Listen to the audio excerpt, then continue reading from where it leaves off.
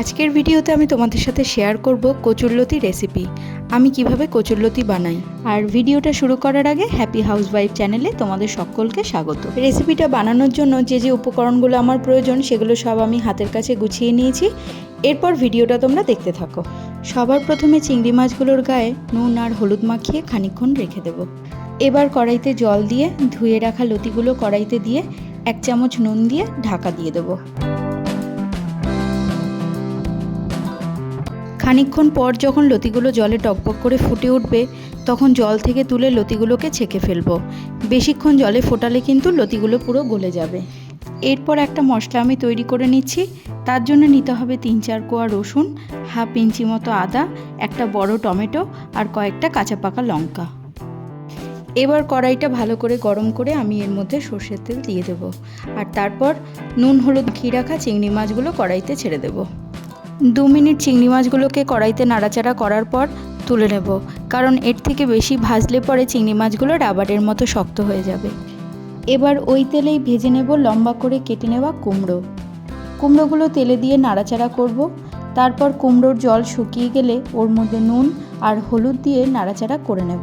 ওইদিকে মশলাটাও পেস্ট করে নিয়েছি আর এদিকে কুমড়োটাও আমার লাল করে ভাজা হয়ে গেছে। এবার আমি তেল থেকে কুমড়োগুলোকে ছেঁকে তুলে নিচ্ছি। রেসিপির ভিডিও যদি তোমরা দেখতে পছন্দ করো তাহলে আমাকে জানিও, আমি আরও তোমাদের সাথে ভিডিও শেয়ার করব। এবার ওই তেলেই আমি আরও খানিকটা সর্ষের তেল অ্যাড করছি। তেল গরম হয়ে গেলে তার মধ্যে কালো জিরে ফোড়ন দেব। আর তারপর ওই তেলেই দিয়ে দেবো 3টে মিডিয়াম সাইজের কুচনো পেঁয়াজ। পেঁয়াজটা বাদামি করে ভেজে নিয়ে আমি বাটা মশলাটা ওর মধ্যে দিয়ে দেব। মশলা থেকে যখন তেল বেরোতে শুরু করবে তখন তার মধ্যে পরিমাণ মতো নুন, হলুদ আর 1 চামচ জিরে গুঁড়ো দেব। মশলাটা খুব ভালো করে কষিয়ে নিয়ে আমি তার মধ্যে দিয়ে নেব ভাপিয়ে রাখা কচুরলতিগুলো মশলার মধ্যে দেওয়ার পর খানিকক্ষণ নাড়াচাড়া করতে হবে। গ্যাস কমিয়ে ঢেকে রেখে কচুরলতিগুলো মশলার সাথে খুব ভালো করে নাড়াচাড়া করে নিতে হবে। এবার একে একে দিয়ে দিতে হবে ভেজে রাখা কুমড়ো আর চিংড়ি মাছগুলো।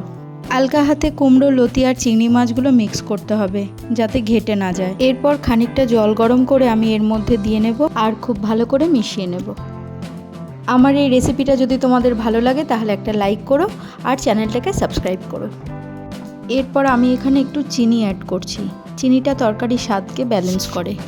এরপর গ্যাসের ফ্লেমটা হাই করে দিয়ে ঝোলটা ফুটতে দিতে হবে। তারপর রসা হয়ে গেলে গ্যাসের ফ্লেমটা বন্ধ করে তৈরি করে নাও এই দারুণ স্বাদের চিংড়ি মাছ দিয়ে কচুরলতি। এরপর গরম গরম ভাতের সাথে পরিবেশন করো এই রেসিপি।